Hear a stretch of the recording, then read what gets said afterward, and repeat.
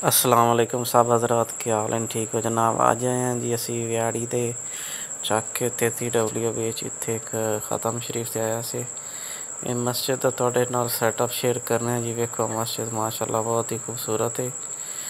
ਸੁਭਾਨ ਅੱਲਾ ਜਨਾਬ, ਇਹਦਾ ਇਹਾਤਾ ਵੇਖੋ ਬਹੁਤ ਵੱਡਾ ਇਹਾਤਾ ਮਸਜਿਦ ਦਾ। ਅਤੇ ਟੋਟਲ ਤੁਸੀਂ ਇਹਦਾ ਬਾਹਰੋਂ ਨਿਜ਼ਾਮ ਵੇਖ ਸਕਦੇ ਨੇ ਜੀ। ਇਹ ਜੀ ਇਹਦੇ ਅੰਦਰ ਨਾ ਵਾਸ਼ਰੂਮ ਵਗੈਰਾ ਹਨ ਪਏ ਦੂਸਰੀ ਸਾਈਡ 'ਤੇ। ਇਹ ਮਸਜਿਦ ਦੱਸਿਆ ਨੇ ਸਾਹਮਣੇ ਫਰੰਟ ਤੇ ਜਨਾਬ ਵਾਲਾ ਟੋਟਲੀ ਬਹੁਤ ਹੀ ਖੂਬਸੂਰਤ ਮਸਜਿਦ ਹੈ ਜੀ ਮਾਸ਼ਾਅੱਲਾ। ਇਹ 33W ਵੀ ਚੱਕ ਕੇ ਜੀ ਇਹ ਆਸਲਪੁਰ ਰੋਡ ਰਿਹਾੜੀ ਤੋਂ ਬੰਦਾ ਨਿਕਲੇ ਉੱਥੇ ਮਸਜਿਦ ਹੈ।